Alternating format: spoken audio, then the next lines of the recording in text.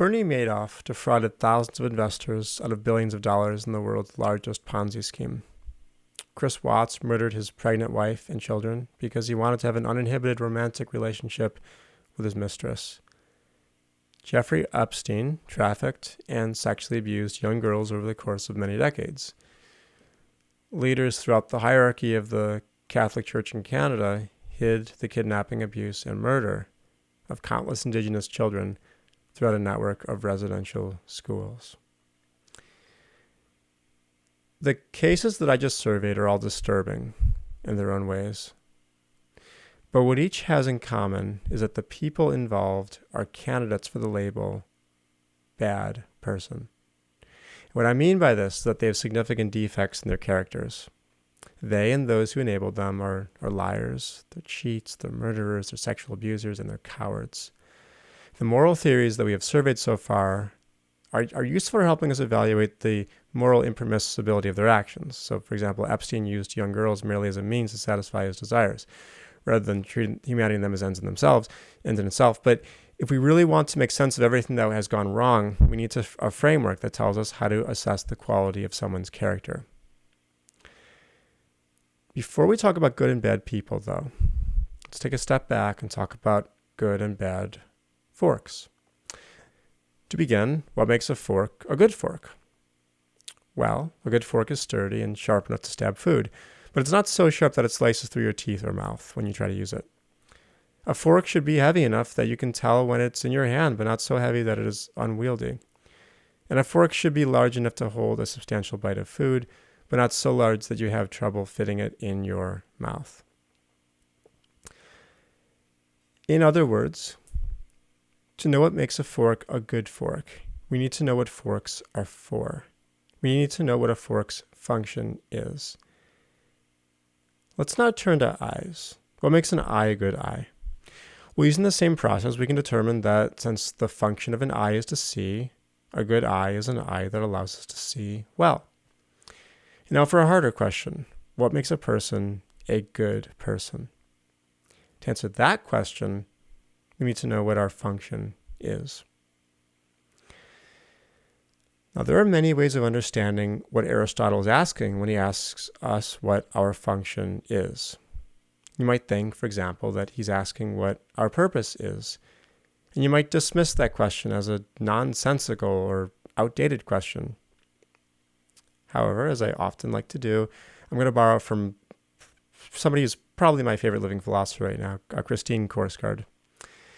So according to Korsgaard, our function is how we humans do the things that we do, and in particular, how we lead our specific form of life.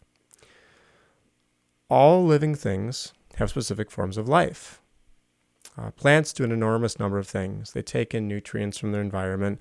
They convert sunlight and carbon dioxide into energy and oxygen, and etc. Sentient animals build on this nutritive life that plants live by feeling pleasure and pain, forming friendships with other animals and moving through their environments. And our form of life builds upon what our fellow creatures do by introducing rationality. You are able to consider reasons for acting and act on the basis of those reasons. Reason, then, is how you do what you do. To quote Korsgaard, reason is the function of a human being because it is how we do what we do, which is to lead a specifically human form of life. Now, I'm not telling you to spend your whole life engaged in rational activity and nothing else. That would be a miserable way to live, and it's not what Korsgaard wants for you. It's not what Aristotle wants for you either. The point that they're making, though, is that rational activity is how we conduct our specific way of life. So you had better be good at it. We've made some progress so far. So a good person is someone who carries out our function. Our function is our specific way of life, and our specific way of life involves reason. According to Aristotle, the virtues are qualities that make us good at performing our function. So, what are virtues? Aristotle noted that in our lives, we find ourselves in many different kinds of situations. In some situations, we face danger and we confront our fears. In other situations, we need to tell others about ourselves. In other situations, we're treated in ways that we take to be unfair. We have to figure out how to respond. Why don't we call these, we're going to call these kinds of situations domains of action and feeling.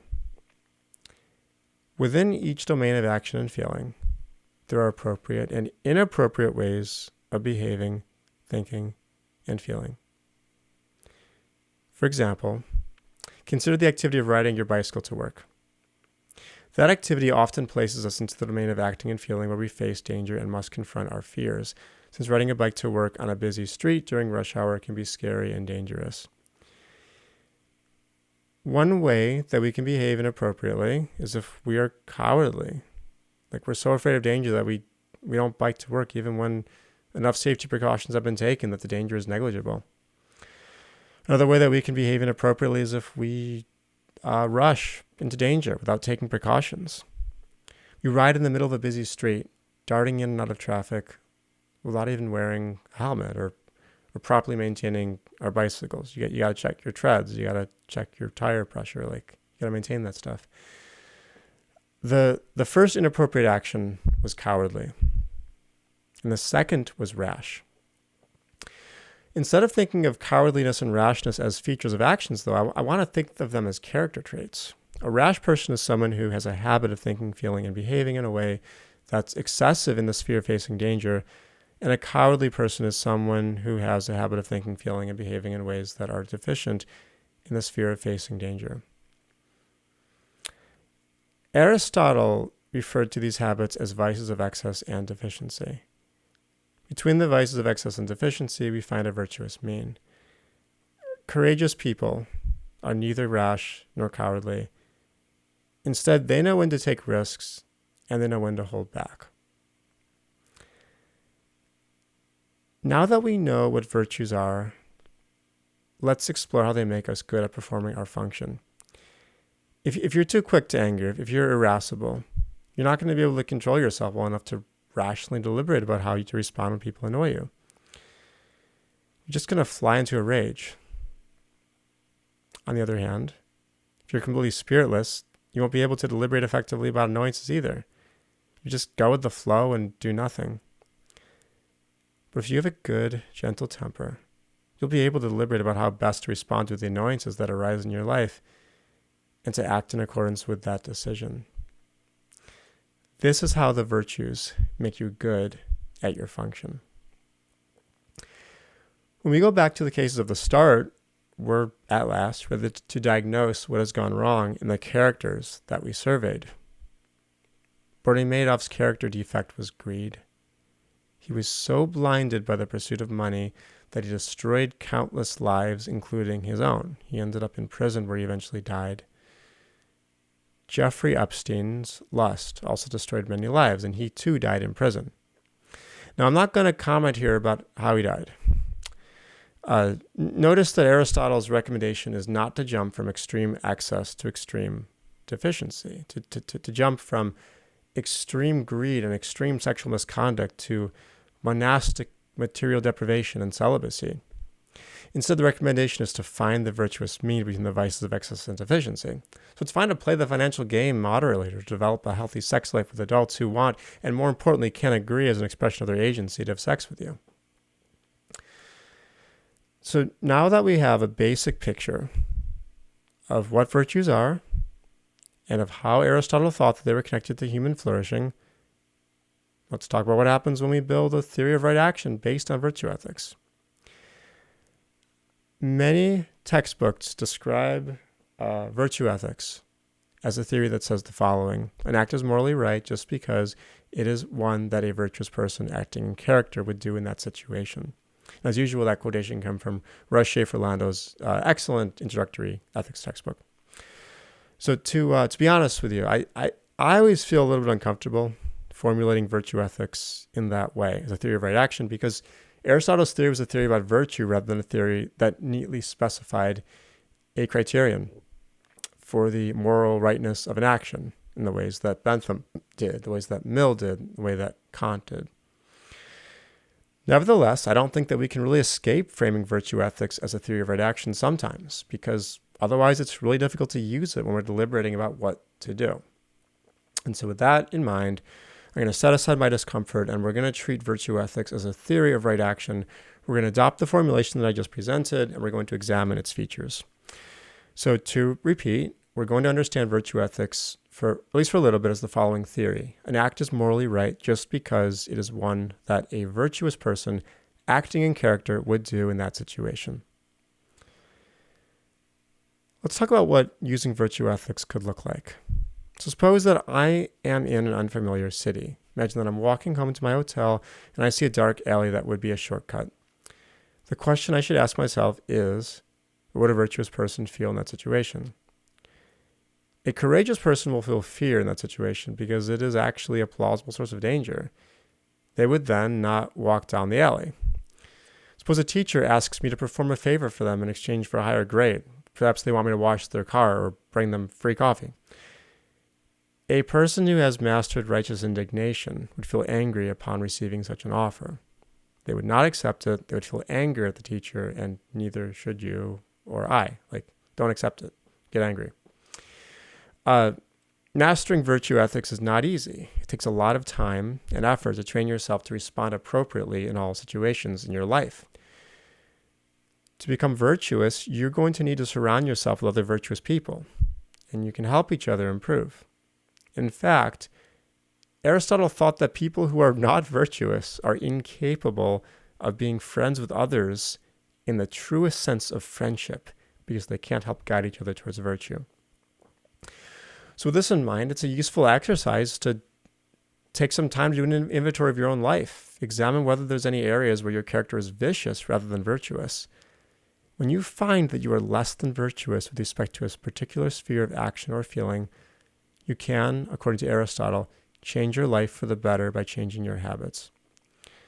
If you find that, for example, you would like to make new friends, but you are afraid of rejection, you can work on becoming more courageous by making a point of talking to at least one new person every day until that becomes a habit. But I want you to be sure not to go too far in the other direction by becoming a rash person who plunges unthinkingly into risky situations. We're going to close this video by considering a couple of objections to virtue ethics. So I'm going to begin with a simple one that many of my students have, over the years, put forward. It goes like this: different people and different cultures have different virtues. Now, this is an easy objection for Aristotle to respond to, so I don't want you to take it seriously.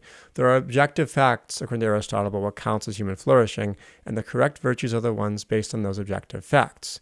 A culture that says that, for example, women should adopt a version of modesty that prevents them from having equal social standing with men is a culture that has incorrect views about what the virtues are. This is because women, like men, are rational. They're rational, and modesty of that sort prevents them from participating in society in a way that would contribute to the full development of their rational abilities. This isn't to say that a virtuous person will do the same thing in all situations, but it's to say that the virtues themselves are based on the objective facts about how we flourish. Now, to be clear, Aristotle would not have made the claim that I just made about women because he was very sexist.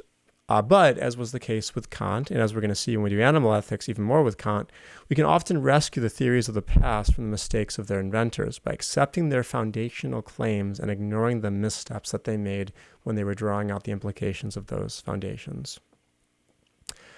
So let's now consider two really good objections to virtue ethics that you should take seriously. The first is that virtue ethics doesn't give us the guidance that we need. Kant is happy to tell you that you should never lie. Bentham is happy to tell you that you should always perform the action that maximizes net utility.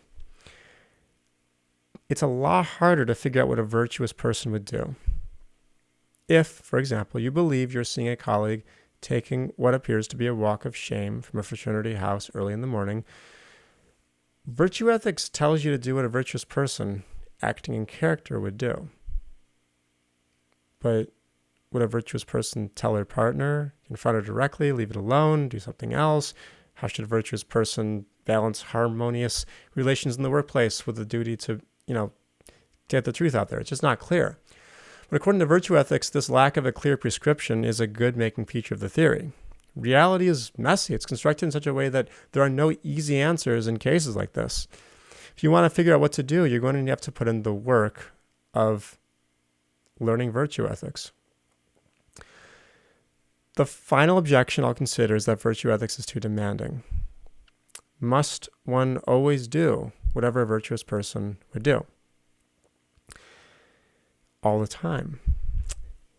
And the response I want to give here is the same response that I talked about when we talked about the demandingness objection against utilitarianism. The purpose of ethics isn't to just give you a participation trophy. It's not to just look at you and say, whatever you're doing now is fine. I'm going to come up with a theory that doesn't cause you to change your current practices. You're good to go as you are. That's not what ethics is for. What we're engaged in is trying to live better. And it's not a fault of ethics if that involves some serious changes that you have to make in your life.